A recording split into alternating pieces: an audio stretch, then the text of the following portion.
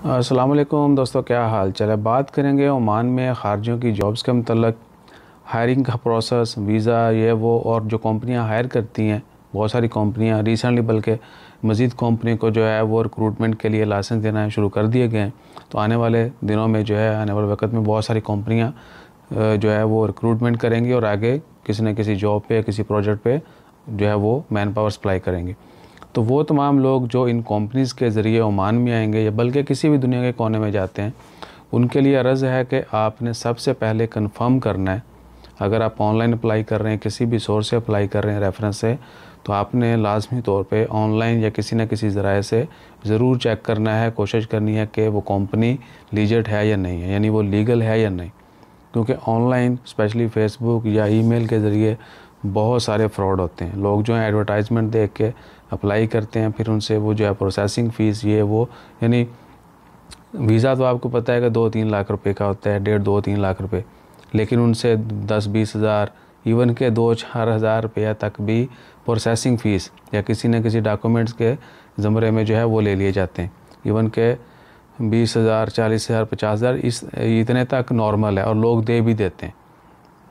तो बेशक आपको पता है प्रोसेस का या नहीं पता, आपने कंपनी की या उस बंदे की जिसके ज़रिए भी सब कुछ कर रहे हैं वो लाजमी तौर पे कंफर्म करने की कोशिश करना है। खांसी है इसलिए लाजमी तौर पे कंफर्म करने की कोशिश करनी है कि वो जो भी कंपनी आपको हायर कर रही, क्या वो लीगल है या नहीं है।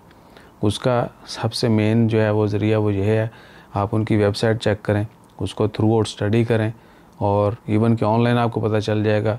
उसके बाद दीगर सोशल मीडिया, ओमान के जो दीगर प्लेटफॉर्म है वहाँ पर, और दूसरा क्या है कि किसी न किसी दोस्त साहब से आप चेक कर सकते हैं, हमें भी कमेंट कर सकते हैं। जो वेल नोन कंपनियाँ हैं वो तो हम भी जानते हैं, तो हम उसका बता सकते हैं कि वाकई ये कंपनी है और ये लोगों को हायर करती है और एग्जिस्ट करती है।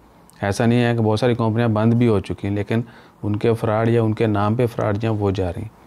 तो आपने, या आप उनको ईमेल करें, उनके ऑफिशियल ईमेल के ऊपर, उसके ऊपर जो आपको रिप्लाई आए वो सब कुछ आपके पास होना चाहिए।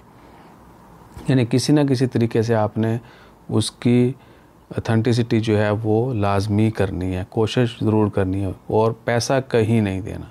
कभी भी कहीं पर भी किसी को भी डॉक्यूमेंट प्रोसेसिंग के लिए, वीज़ा प्रोसेसिंग के लिए, या किसी भी एरे वेरा कोई भी किसी भी जमरे में पैसे मांगते हैं तो पैसे नहीं देने। पैसों वाला सिलसिला जो है वो वीज़ा आने के बाद या जॉब पे लगने के बाद मामलात होते हैं। शुरू में 10, 20, 30, 40, 50 हज़ार इस तरह कोई भी जॉब नहीं मिलती। तो इन चीज़ों से बचना है। इसके अलावा बहुत सारे सवाल होंगे आपके, वो शायद हमने मिस कर दिए, लेकिन मोटा मोटा क्या है कि आपने होशियार रहना है। That's all. अपना ख्याल रखिएगा, दुआओं में याद रखिएगा, और हमारी सेहतयाबी के लिए ज़रूर दुआ कीजिएगा।